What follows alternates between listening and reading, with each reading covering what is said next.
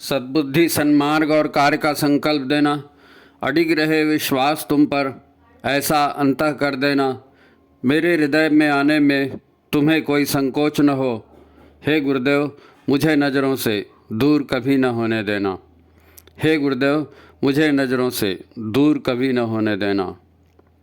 नमस्कार, गायत्री चिंतन धारा के इस सतत प्रवाह में आप सभी का स्वागत है।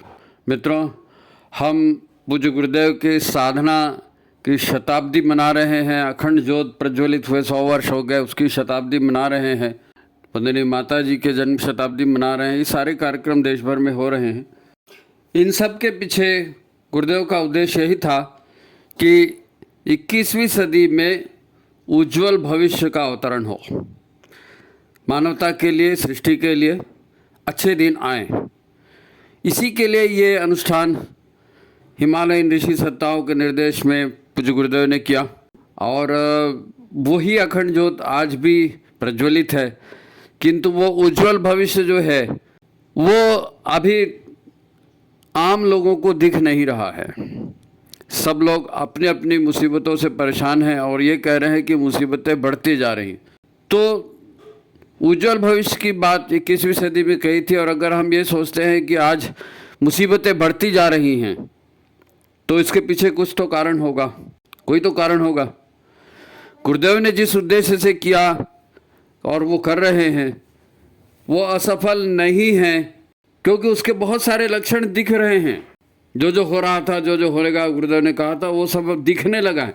लेकिन हमारे घरों में, हमारे व्यवहार में उसके लक्षण नहीं दिख रहे हैं। तो अखंड ज्योत तो आज भी है, गुरुदेव की चेतना आज भी है। ये ऐसा क्यों नहीं हो पा रहा है जैसा गुरुदेव ने सोचा था? हमारे जीवन में क्यों नहीं हो पा रहा है? कार्यक्रम तो सब जगह होंगे, देश भर में होंगे। कार्यक्रम की भी लोग तारीफ भी करेंगे, बहुत इतने लोग आए थे, ऐसा ऐसा हुआ, उन्होंने ये किया, ये फोटो हमारा है, ये है, वो है। लेकिन सवाल ये है कि हमारा उज्जवल भविष्य का क्या होगा, आज की स्थिति में भी और भविष्य की स्थिति में भी। तो हम इसको ध्यान देंगे। तो गुरुदेव ने कैसे इसकी शुरुआत की और गुरुदेव अपनी साधना पर कैसे अडिग रहे और किस प्रकार उन्होंने वो शक्ति प्राप्त की जो उनके गुरुदेव उनको देना चाहते थे। सामान्य बालक की तरह जन्म होने के बाद, है ना, अपन ने क्या किया, 2011 में उनकी जन्म शताब्दी मनाई ना, आज 2026। तो 15 वर्ष की उम्र में उनके गुरुदेव उनके घर आए थे और घर आकर के उन्होंने सबसे पहला काम जो किया वो यही था जो कृष्ण ने अर्जुन के साथ किया था। मतलब उनको दिव्य दृष्टि दी और उस दिव्य दृष्टि से उन्होंने दिखाया, बताया उनको, तुम कौन हो, तुम कौन हो, तुम्हारा और मेरा क्या संबंध है। मतलब गुरु और शिष्य का, हमारे गुरु का और उनके गुरु का आपस में क्या संबंध है, उनका पूर्व इतिहास क्या है और उनको यहाँ धरती पर जन्म क्यों लेने के लिए कहा गया, ये बताया गया। और ये बहुत बड़ी चीज़ है, ये बहुत बड़ी चीज़ है। किसी को पता नहीं होता, हमको पता नहीं होता कि हमारा भविष्य क्या होने वाला है। लोग जाते हैं ज्योतिषियों के पास में, हैं, गंडा तावीज पहनते हैं, हाथ दिखाते हैं, पैसा चढ़ाते हैं, नहीं मालूम क्या क्या करते हैं, फिर भी सही नहीं हो पाता। लेकिन दादा गुरुदेव ने उनको बताया और प्रत्यक्ष दिखाया, तो फिर तो कोई बात ही नहीं थी। अब वो दिखा के चले जाते, लेकिन नहीं, मनुष्य के शरीर में कोई चेतना अवतरित होती है, मनुष्य का रूप धारण करती है। तो शरीर प्रकृति का है, प्रकृति के अपने गुण दोष होते हैं। माता पिता के वंशानुगत जीन्स आते हैं, उनके भी कुछ गुण दोष होते हैं।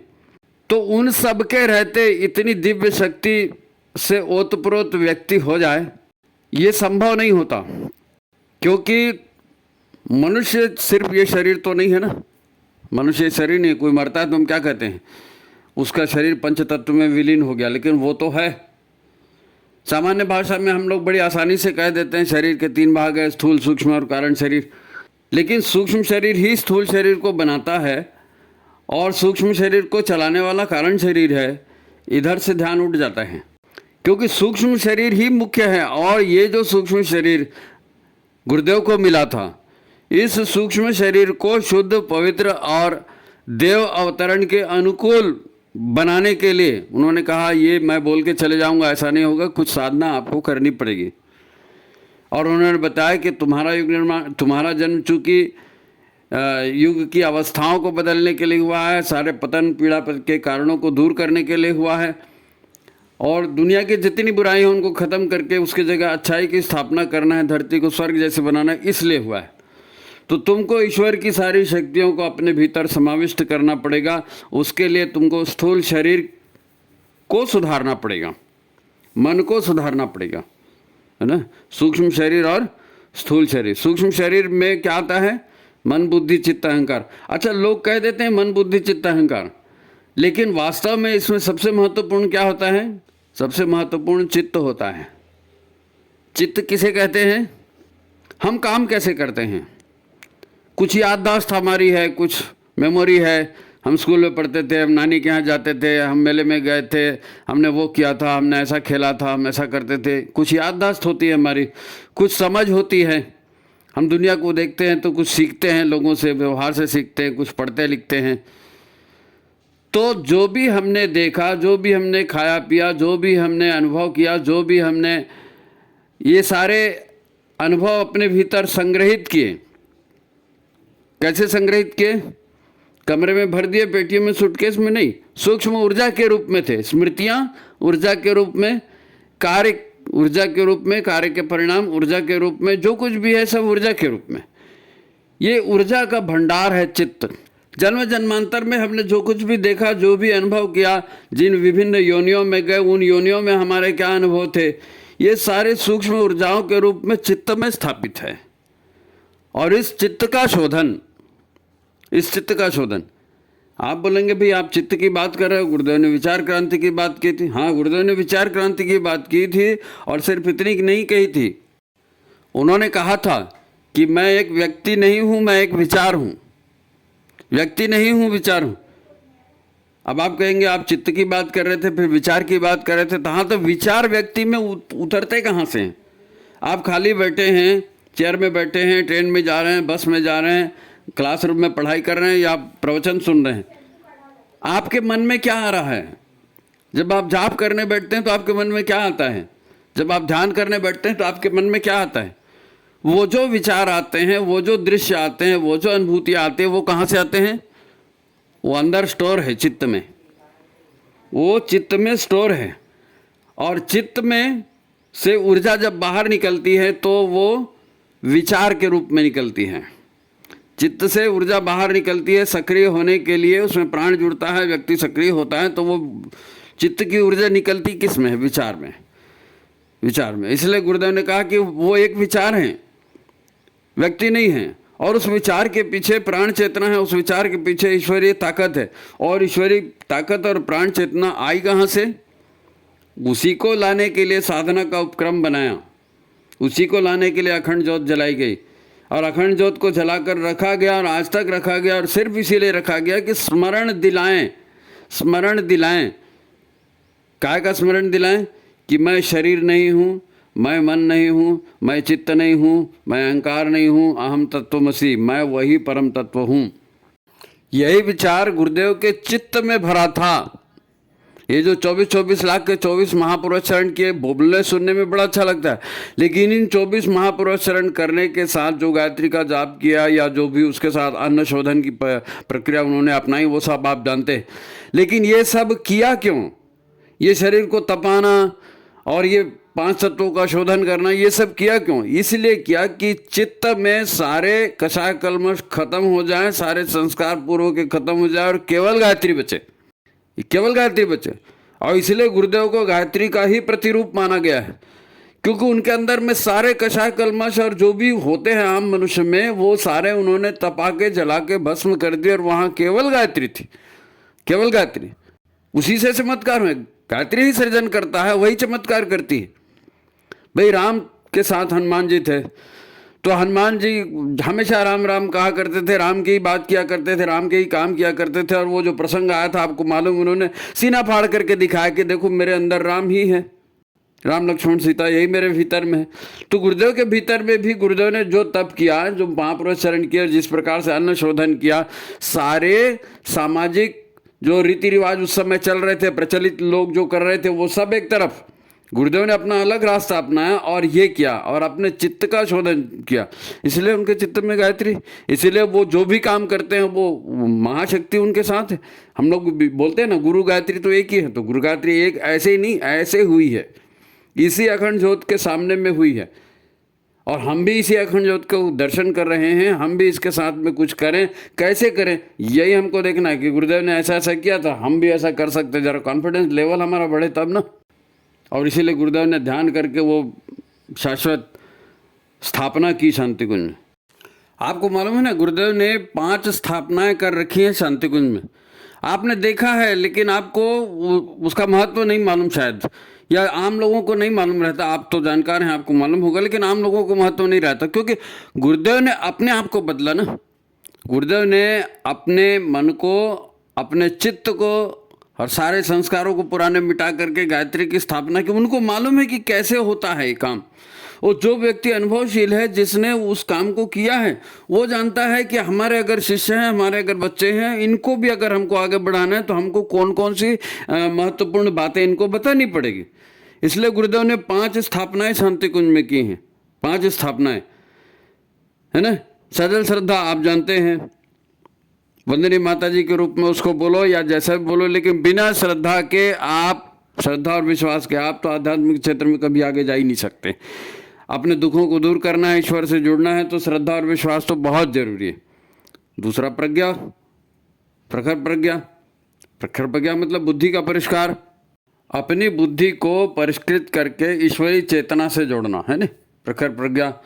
और तीसरी महत्वपूर्ण स्थापना, शांति कुंज में आप जाएंगे, पवित्र क्षेत्र में आपको दिखेगा, वहाँ पर सप्त ऋषियों की स्थापना है। ये 7 ऋषि हैं और ये 7 ऋषि ने जो जो अपना ज्ञान विश्व को दिया है, उस ज्ञान को लोगों तक पहुँचाने के लिए गुरुदेव ने काम किया ना। इसलिए उनकी सारी सप्तऋषियों की प्रतिमाएं स्थापित करी सूक्ष्म चेतना के रूप में। वो सप्तऋषि आज भी आते हैं, उनका सानिध्य हमारे लिए बहुत महत्वपूर्ण है। अगर हमको अपने आप को बदलना है, समाज को बदलना है, तो सप्तऋषियों की स्थापना, आप उसको एक नए ढंग से देखने की कोशिश करिए, है ना, एक नए ढंग से देखने की कोशिश करिए। उसके बाद ये तो 4 हो गए, सजल श्रद्धा, प्रखर प्रज्ञा हो गया, सप्तऋषियों की स्थापना हो गई, है ना। तीसरा हुआ भटका हुआ देवता। ये बहुत जरूरी है, क्योंकि गुरुदेव को मालूम है कि भाई व्यक्ति के भीतर में अगर गायत्री बैठ जाए ना, तो व्यक्ति ही देवता है। फिर भीतर के सारे कषाय कलमश खत्म हो जाए तो व्यक्ति क्या है, सोहम अहम तत्वमसि, वही व्यक्ति है। तो हमारे शिष्यों को, हमारे बच्चों को ऐसा ही बनना है। इसलिए महत्वपूर्ण स्थापना वहाँ पर की है भटका हुआ देवता की। उन्होंने कहा है कि तुम हो, ये अंदर का कचरा हटाना है। तो ये 4थी स्थापना हुई। और 5वीं स्थापना जिसकी हम चर्चा कर रहे हैं, जिसकी शताब्दी मना रहे हैं, वो अखंड ज्योत। अखंड ज्योत की स्थापना, अखंड ज्योत की स्थापना ठीक है, उन्होंने अपने क्षेत्र में की थी और बचपन से उसी के सम्मुख है, लेकिन अखंड ज्योत, वही तो अखंड ज्योति स्थापित है ना शांति कुंज में, है ना। और हम सब भी उसी के दर्शन करते हैं, उसी की पूजा करते हैं। तो ये अखंड ज्योत जो है, अखंड ज्योत हम क्या करती है, इसका महत्व क्या है? इसका महत्व ये है कि अगर हमारे सामने वो ज्योत बराबर जल रही है, हम ज्योत जलाने के लिए लगातार कोशिश कर रहे हैं, तो हमारे मन में घंटी बराबर बार बार बजती। जो 9 दिवसीय साधना करते हैं या दुर्गा की 9 दिन की स्थापना करते हैं, तो ज्योत जलाते हैं ना। क्यों ज्योत जलाते हैं? क्योंकि लगातार आपका ध्यान उसमें रहे कि हमको देवी की आराधना करनी है, हमको गायत्री का जाप करना है, हमको अपने चित्त में इसको स्थापित करना है। लगातार याद होना चाहिए, नहीं तो भूल जाता है जी आदमी। वातावरण में इतने ऐसी नकारात्मक ऊर्जाएं फैलते रहती कि अच्छी चीज़ चल रही टिक नहीं पाती। इसलिए फिर बोलते हैं ना, गांठ बांध के रखना। तो ये गांठ बांध के रखने के लिए वो दीपक जलाए है कि ये ज्योत है, ज्योत को जलाने के लिए लगातार तेल डालना पड़ेगा। और आपको भी जो है उसको याद रखने के लिए लगातार साधना में रत रहना पड़ेगा, उसके अनुशासन का पालन करना पड़ेगा। तो ये 5 स्थापना है गुरुदेव ने, क्योंकि गुरुदेव ने अपने आप को बदला तो वो जानते हैं कि दूसरे को कैसे बदलना है। इसलिए शांति कुंज को छोटा मोटा केंद्र मत समझना, वो फैक्ट्री है देवताओं के निर्माण की। बशर्ते कि उसका वो आध्यात्मिक स्तर का केंद्र है, तो आपको उसी लेवल पे जाके उसको देखना समझना पड़ेगा। ठीक है, हम ध्यान देकर देखें जीवन व्यवहार में आपको बहुत ज़्यादा किताबें पढ़ने की ज़रूरत नहीं है, लेकिन आप अगर हर चीज़ को ध्यान से देखेंगे तो आपको समझ में आएगा। हम बात कर रहे हैं अखंड ज्योत के 100 वर्ष की, गुरुदेव के साधना के 100 वर्ष की, और ये इसलिए कर रहे हैं कि जिस प्रकार गुरुदेव ने अपने आप को महाशक्ति संपन्न बनाया, महाकाल के रूप में स्थापित किया, और उन शक्तियों से आज भी वो काम कर रहे हैं, तो वो उन्होंने कहा कि मैं व्यक्ति नहीं विचार हूँ। तो ये सब हमारे लिए भी लागू होता है कि हम भी व्यक्ति नहीं हैं, विचार हैं। हम भी व्यक्ति नहीं है, विचार हैं। और ये विचार आप खाली बैठते हो तो निकलते हैं ना दिमाग से। ये जो भी हमारी इच्छाएं, अनिच्छाएं, हमारा स्वभाव, हमारी आदतें, हम बार बार बोलते हैं ना, मेरे को अच्छा लगता है, मेरे को अच्छा नहीं लगता है, वो मेरे को बिल्कुल पसंद नहीं है, वो ये जितनी पसंद नापसंद और अच्छा बुरा हमको लगता है, ये ऊर्जा के रूप में हमारे चित्त में यानी अंतःकरण में स्थापित है। और यही तो हमको साधना के मार्ग पर चलने नहीं देते, यही साधना के मार्ग पर चलने नहीं देते, यही हमको शरीर को तपा करके कुंदन बनाने नहीं देते। इन्हीं से हाथ पैर में अकड़न आती है, इन्हीं से नींद आती है, इन्हीं से झोंके आते हैं, इन्हीं से हमारा जीवन चरित्र बिगड़ता है। इसी को अखंड ज्योत की साक्षी में अपने आहार शोधन के द्वारा, अपने गायत्री जाप के द्वारा, छोटा मोटा नहीं, 24 लाख के 24 महापुरुष अवतरित चेतना थे ना गुरुदेव, तो पवित्र चेतना थे। उसके बावजूद भी चूंकि शरीर धारण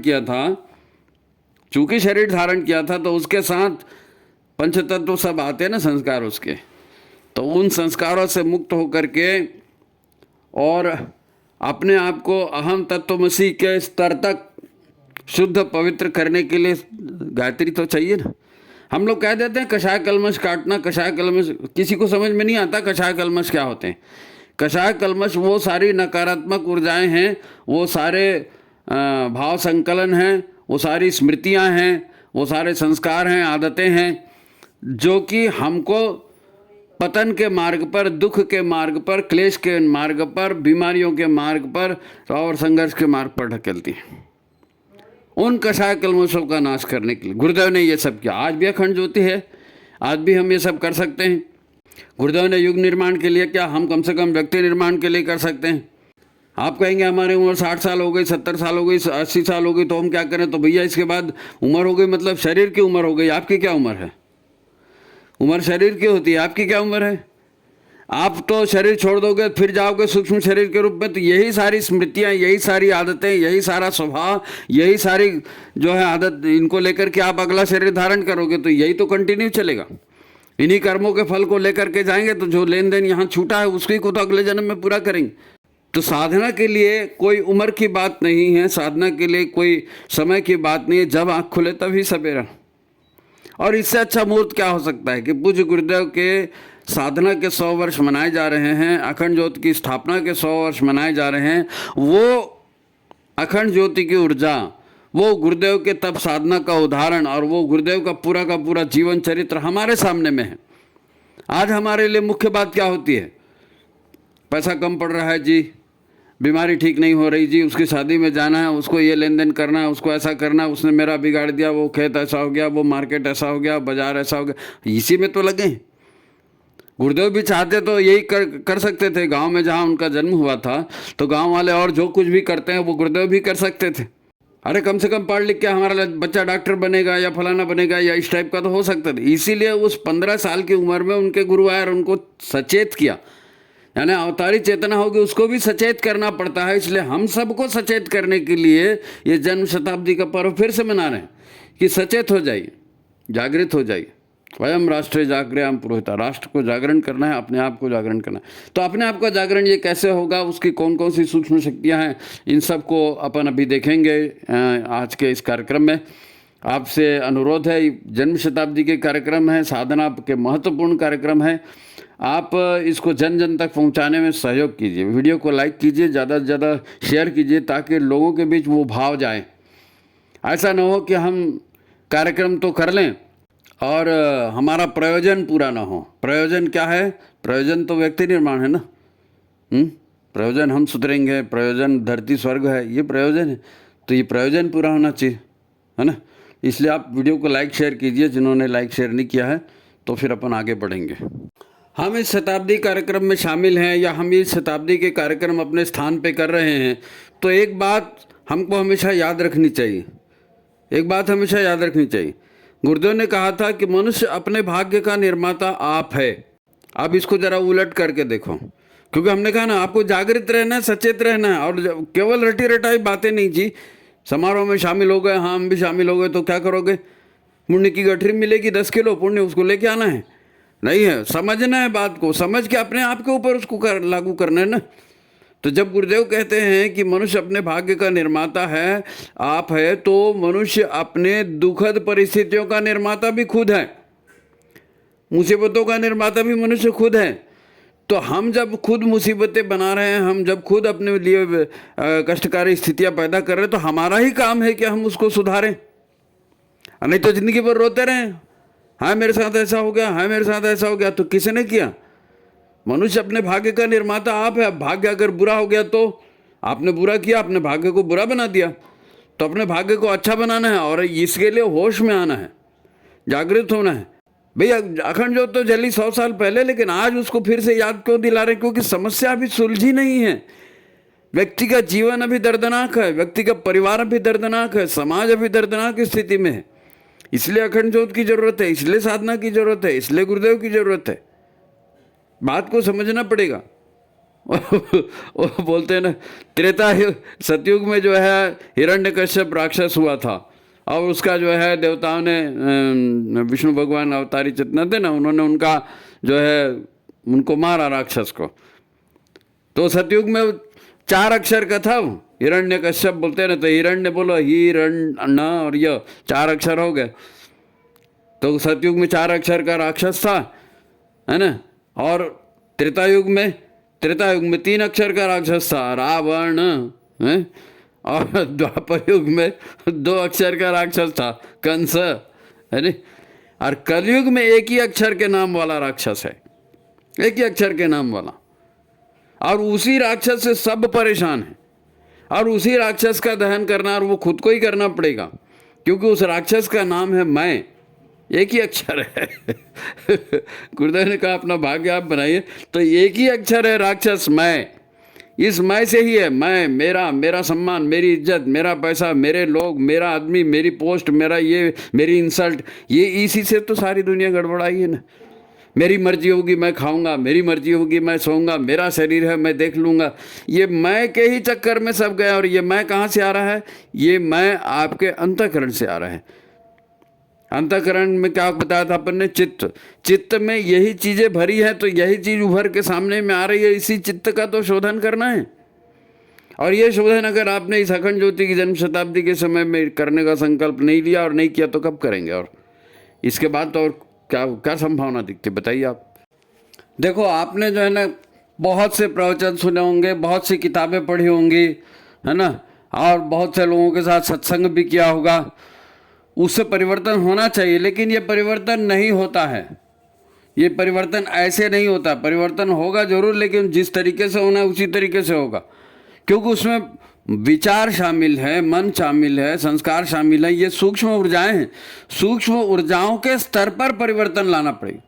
विचार क्रांति अभियान सफल हो, सफल हो, सफल हो, आपने 3 बार बोल दिया, लेकिन वो सफल विचार क्रांति अभियान करेगा कौन? ये खुद को करना है, अपने निजी जीवन में करना है। हमारे साथ दिक्कत क्या है? हमको इन सूक्ष्म शक्तियों पर विश्वास ही नहीं है। हमने दीक्षा ले लिया, हमने गायत्री मंत्र का जाप शुरू कर दिया, लेकिन हमको उस पर विश्वास ही नहीं है।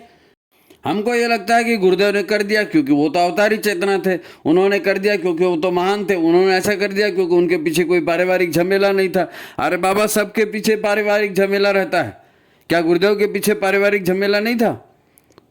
कैसे उन्होंने अपना काम किया, और बाकी लोग भी करते हैं। आप जिस काम को करेंगे वही काम सफल होगा, जिस काम को नहीं करेंगे वो कैसे सफल हो जाएगा? अब सब कुछ बता दिया, सब करा दिया, गुरुदेव का उदाहरण सामने रख दिया, अखंड ज्योत सामने रख दी, लेकिन हमको उस पर विश्वास नहीं है। तो हम क्या करेंगे? फूल पत्ती चढ़ा देंगे, दक्षिणा काट देंगे, रसीद कटा देंगे, घूम के आ गए, हाँ फोटो खिंचा दिए, व्हाट्सएप में डाल दिया, हो गया। तो ऐसे में परिवर्तन होगा? नहीं है विश्वास। अभी हमारा ध्यान कहाँ पर जाता है? हमारा परिवार में झगड़ा चल रहा है, पति से, पत्नी से, बच्चे कहना नहीं मान रहे हैं, पड़ोसी से ये हो गया, उससे ये हो गया, हाँ बीमारियां हो गई, वो बीमार की सेवा करना है, हमने लोगों के लिए किया, लोग हमारे लिए नहीं करते। ये जो तेरा मेरा और ये सारी चीज़ें, हम इसमें परेशान हैं, और इसी की वजह से हम बार बार ये कहते हैं कि मेरी परेशानी है जी, अगर ये नहीं होती तो हम ध्यान करते, हम भी साधना करते। लेकिन ये परेशानियां आई हैं, इनको आप टाल नहीं सकते, ये तो परिणाम है, इसके लिए कर्म पहले हो चुके हैं, ये परिणाम है, इसके लिए कर्म पहले हो चुके हैं। इनके रहते रहते आपको उस साधना के क्रम में आगे जाना पड़ेगा, क्योंकि ये साधना भूखे रहने की साधना नहीं है, ये साधना एक टांग में खड़े होने की साधना नहीं है, ये साधना 24 घंटे वो मंदिर में या भगवान के पास बैठने की साधना नहीं है, ये विचार क्रांति है।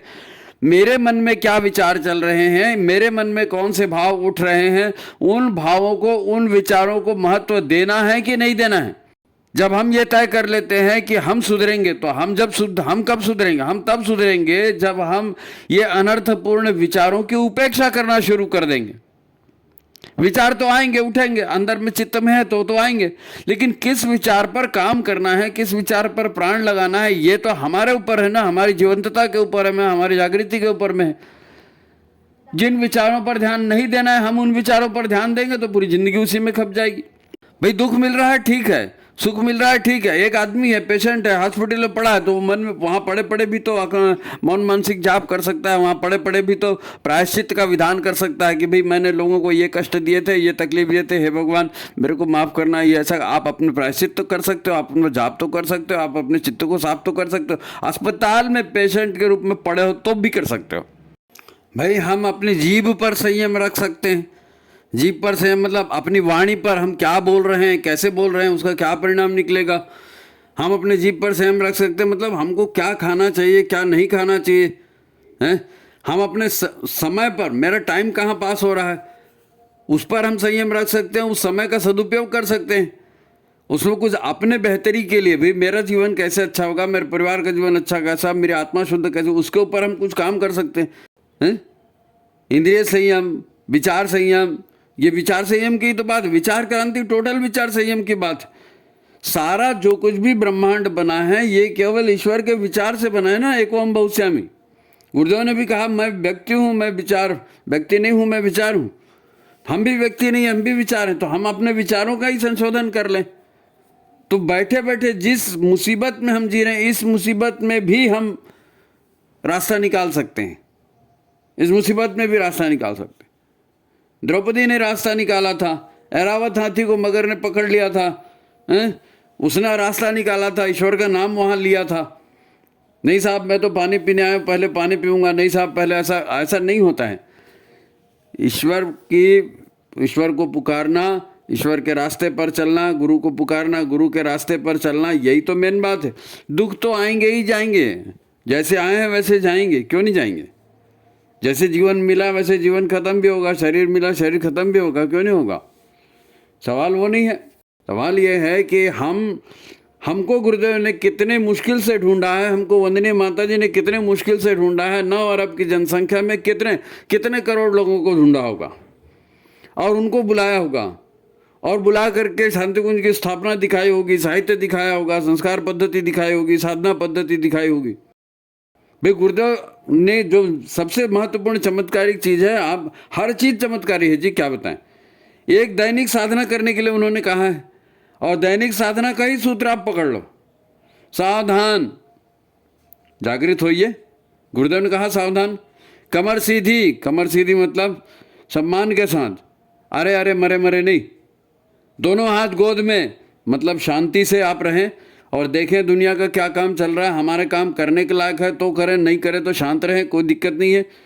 सारी दुनिया को तुम पलट नहीं सकते। सावधान, कमर सीधी, दोनों हाथ गोद में, ठीक है।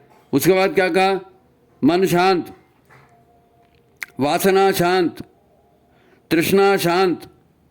तो मन क्या है, विचारों का समूह है। अब उस विचारों के समूह को शांत रखना है और उसमें जो करणीय है उसी को करना है, दूसरे को नहीं करना है। जो हमारी वासनाएं हैं, जो बार बार हमको काम करने की इच्छा होती है कि नहीं मेरे को ये खाना चाहिए, नहीं मेरी ये पीना चाहिए, मेरे को ये करना चाहिए, तो आप सावधान हो जाइए और उसको करना है कि नहीं करना उसको देखिए। आपके मन में तृष्णा है, धन कमाना है, पैसा कमाना है, संपत्ति कमाना है, खेत लेना है, या जो भी आपको जेवर जायदाद लेना है, तो लेना है कि नहीं लेना है, जरा शांत हो जाइए। मन को शांत करेंगे, विचारों को शांत करेंगे, वासनाओं को शांत करेंगे, तृष्णाओं को शांत करेंगे, चित्त को शांत करेंगे, और फिर पूरे शांत हो तब तो जीवन में शांति आएगी। आपको मज़ेदार बात बताओ, आप योगासन करते हो? योगासन में करने जाते हैं ना लोग, अरे तू टांग को ऐसा करता है क्या, अरे तुमने ऐसा किया कि तुम कितने देर सांस रोकते हो? अरे ये सांस रोकना और टांग को इधर उधर करना, हाथ को उधर करना, उससे ज़्यादा इंपॉर्टेंट क्या है मालूम? शवासन। शवासन, शव के रूप में पड़े रहना, निढाल निश्चिंत, बिल्कुल हाथ पैर भी नहीं हिलाना, कुछ भी नहीं करना, पड़े रहना और सांस को भी धीरे धीरे कम कर देना। ये शवासन, ये शवासन उनसे ज़्यादा महत्वपूर्ण है क्योंकि ये तनाव को दूर करता है। यह हबड़ जो जिंदगी में चली है ना, उसको दूर करता है शवासन। तो जिंदगी की गाड़ी में थोड़ा ब्रेक लगाइए, जिंदगी की गाड़ी में थोड़ी सर्च लाइट लाइए। अज्ञानतिमिरान्धस्य ज्ञानांजन शलाकया, अज्ञान के अंधकार में गुरुदेव ज्ञान बनकर आए तो गुरुदेव ने ज्ञान की शिखा जलाई। तो जरा ब्रेक लगाइए और देखिए गुरुदेव क्या कह रहे हैं कि जिधर उजाला दे रहे हैं लाइट, हाँ ये करना है, उसको करना है। एक ही अपना दुखड़ा जी, मेरा दुख नहीं समझे हेरी, मेरा दर्द न जाने कोई। तो तुम्हारा दर्द तो है, लेकिन उस दर्द के रहते हुए ही सब करना है। जरा समझो तो सही कि हम क्या कह रहे हैं। हम ये कह रहे हैं कि मैं हिमालय की चोटी पर चढ़ सकता हूँ, बशर्ते हिमालय को प्लेन कर दो। तो ऐसा हिमालय को प्लेन करे, उसके बाद आप चोटी पे चढ़ो, ऐसा नहीं होता। हिमालय की चोटी पे चढ़ना है तो मुसीबतों को तो पार करना पड़ेगा। उसके बिना कैसे बनेगा? जीवन की राह हमेशा सीधी नहीं होती भैया। आप किसी का भी जीवन देख लो, साक्षात शिव भगवान, उनका जीवन देख लो, हैं, राम भगवान का देख लो, कृष्ण भगवान का देख लो, किसी का भी जीवन देख लो। ऐसा सीधा होता है क्या? सबको जो भी करना होता है मुसीबत के समय ही करते हैं। हम भीतर से कमज़ोर हैं, हम भीतर से डरपोक हैं, हमको डर लगता है। अपने डर को दूर करना पड़ेगा। अगर आपको गुरु महाकाल के रूप में गुरु मिले तो फिर डर के इस बात का विश्वास नहीं है तो बात अलग है। तो फिर तो गुरु बनाना भी कोई बेकार हो गया, गुरु बनाना भी बेकार हो गया। भाई गुरुदेव ने इतना साहित्य लिख करके दिया, उस साहित्य का अध्ययन करना है, उसमें सारी परिस्थितियों का वर्णन है, सब चीज़ उसमें समझाई गई है। हमने साहित्य देखा नहीं, और साहित्य अगर पढ़ा भी तो उसका मनन किया नहीं, उसका मनन नहीं किया। मनन करते तो फिर वो बात मन में उतरती, समझ में आती बात। गुरु समाधान देने के लिए है, उन्होंने दिया है, अब वो हमारे गले नहीं उतर रहा है तो कैसे उतरेगा, उसको देखना पड़ेगा। एक आखिरी बात देखो, एक होता है भगवान के साथ जुड़ने का तो पूजा पाठ करने की बात होती है, वेद उपनिषद आदि ग्रंथ है उसको पढ़ने सुनने की बात होती है ना। फिर उसके साथ में लोग पाप पुण्य को और इसको सबको जोड़ देते हैं। और दूसरी बात ये होती है कि आत्म सुधार, अपने अंतःकरण को जानना, अपने भीतर के कारणों को समझना, क्योंकि सूक्ष्म से स्थूल बना है, सूक्ष्म से स्थूल बना है, सूक्ष्म शरीर से ये शरीर मिला है, हर चीज़ पहले सूक्ष्म में है।